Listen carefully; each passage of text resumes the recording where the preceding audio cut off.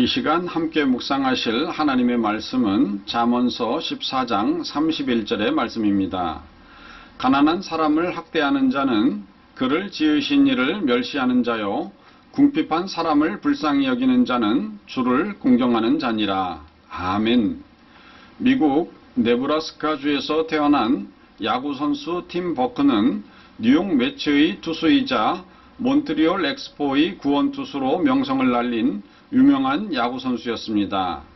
그는 1987년과 1988년 사이에 구원투수로서는 가장 낮은 평균 자책점을 기록했으며 그의 경력 기간 동안 기록한 평균 자책점 2.72도 한두를 제외한 거의 모든 구원투수들보다 낮았습니다.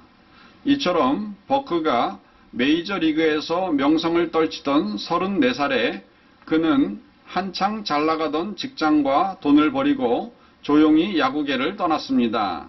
당시 그가 받고 있었던 연봉은 200만 달러로 한국 돈으로는 22억 원이 넘었습니다.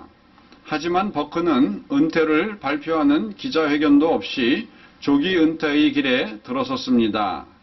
이렇게 그가 은퇴한 이유는 그는 아내와 함께 5명의 아이들을 입양했는데 그 아이들을 돌보기 위해서 결심한 것이었습니다. 그런데 더 놀라운 것은 그가 입양한 아이들 모두가 장애가 있었다는 것이었습니다.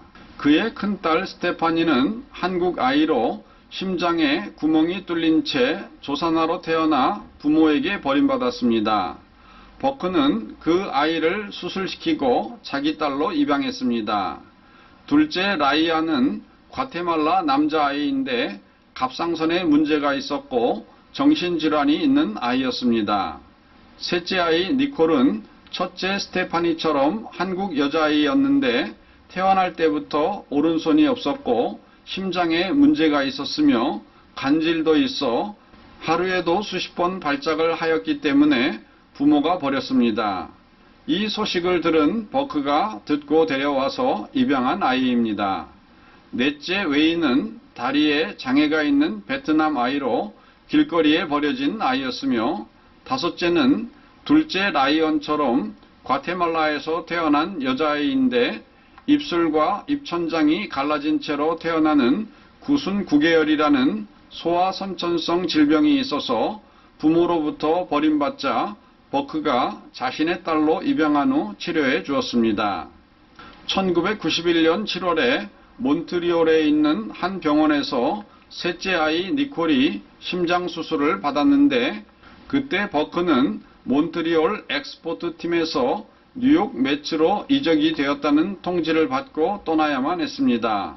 수술을 받은 지 1시간도 못 되어 사경을 헤매고 있는 딸의 생명을 옆에서 지켜보느라고 안절부절 못하는 아내를 남겨둔 채 뉴욕을 향할 때에 버크는 은퇴를 결심했다고 합니다. 버크는 자신이 있을 곳은 이제 더 이상 야구장이 아니고 아이들과 아내가 있는 가정이라고 느꼈던 것입니다. 이렇게 버크는 아이들 곁으로 돌아갔습니다. 낳은 부모조차 돌보기를 꺼려하여 버림받은 생명들을 대신 맡아서 돌보기 위해 관중들의 환호와 인기 그리고 돈과 직업을 버린 것이었습니다. 버크는 자신을 찾아온 기자들에게 말하기를 내가 없어도 야구는 잘 되어 나갈 것입니다. 하지만 내 아이들은 아버지를 필요로 합니다. 그들을 돌봐줄 사람은 나밖에 없기 때문입니다. 그리고 곁에 있던 버크의 아내도 말하기를 우리 아이들은 세상이 원치 않는 아이들일 거예요. 그렇지만 누군가는 그 생명을 돌보아야 한다고 믿습니다.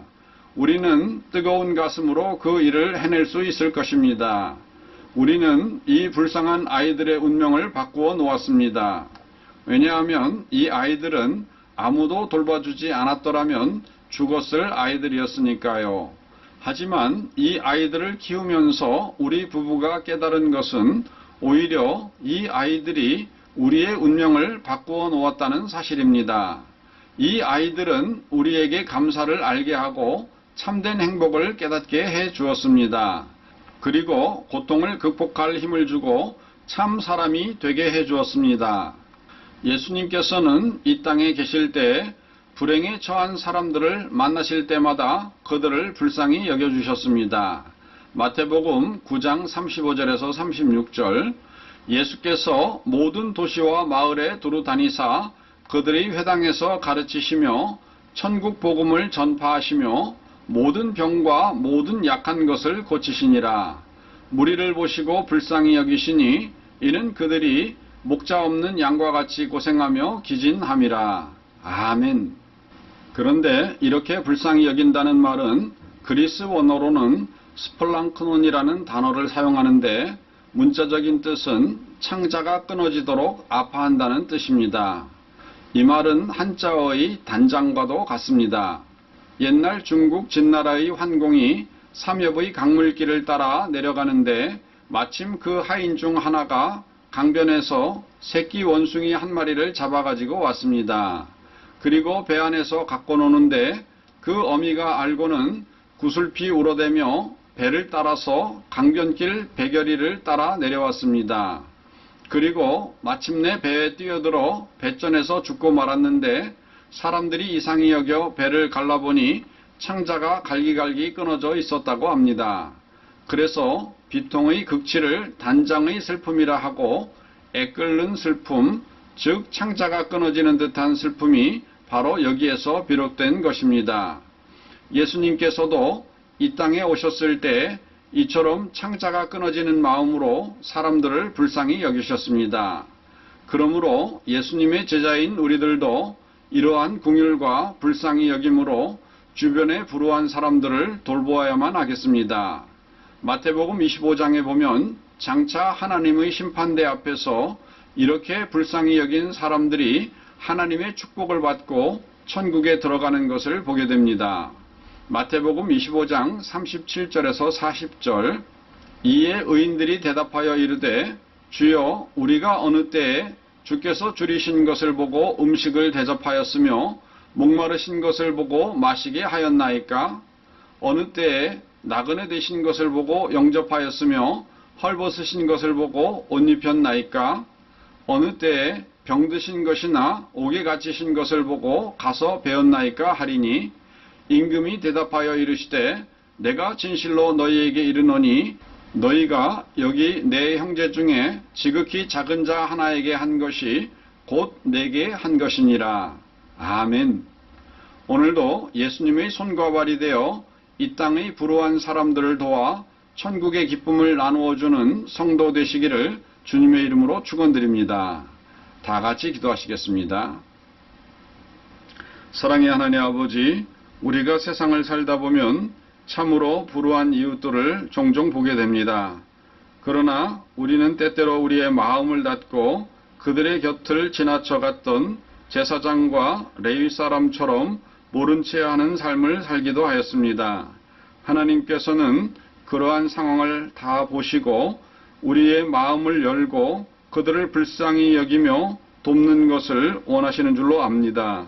하나님, 이제 우리가 이 세상을 살며 나 자신과 또한 나에게 속한 가정만을 돌보는 것이 아니라 이러한 불쌍한 사람들을 긍휼히 여기는 예수님의 마음을 가지고 그들을 도우면서 세상을 살 수 있도록 우리를 사용하여 주시옵소서.